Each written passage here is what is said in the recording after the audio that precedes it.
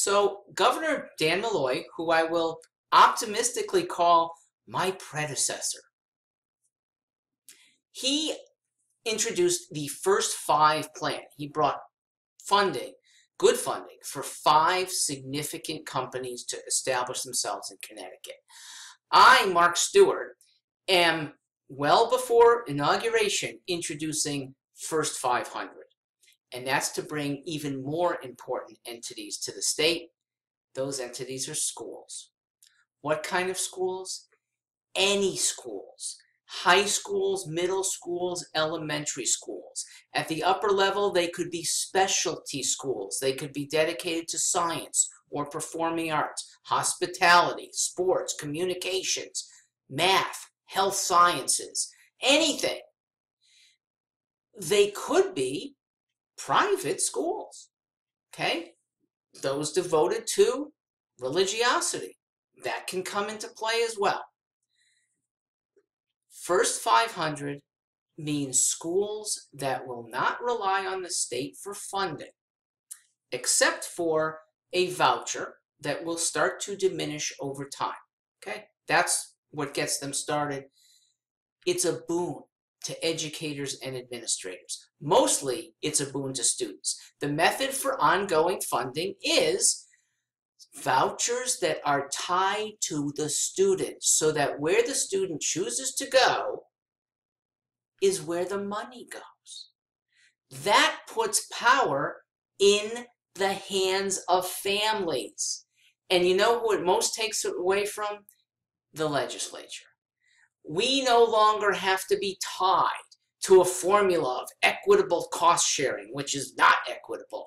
We don't have to worry about a budget that one year is not being approved or being approved more for some schools and not for other schools. And most importantly, we don't have to have the expectation that badly managed schools will get funded by well-managed schools. It's not fair, and especially not fair to students who are stuck because they're not going to get incrementally better. They're going to get much better with the pressure of market forces. Capitalism is a good thing for education, and we should apply it. First 500 does that in force. So we will give a $2,000 per student voucher for every student in a new school and $3,000 for every faculty member or staffer that the new school has. Other vouchers could be in much larger amounts. That's for the legislature to decide. So the schools are funded not really by the legislature. It's by the families who choose to go to that school, and it makes the schools better. They have to be better to keep attracting families. How good is that? It puts power in the hands of families, because for too long they have been disempowered.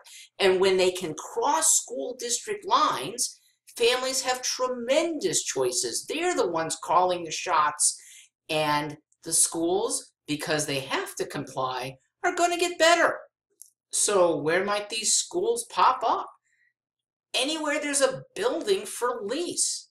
This could be in a old development, like in West Hartford, how UConn departed a couple years ago. There's a whole campus up for use.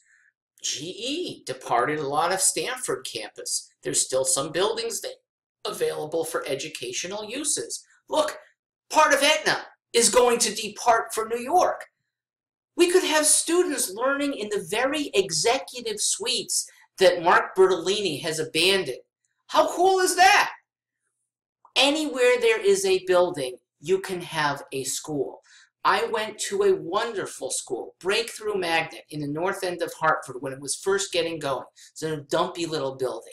They've thrived because they took care of their families. They were able to raise funds very well, and now they're in nice buildings with good everything, students, facilities, parents. We can have that all over the state. It does not have to be urban, suburban, or rural. It can be anywhere in any size. November 2018 leaves enough time for us to set up schools by August, so there will be no bureaucratic problems. Families now should look forward to Election Day, November 2018.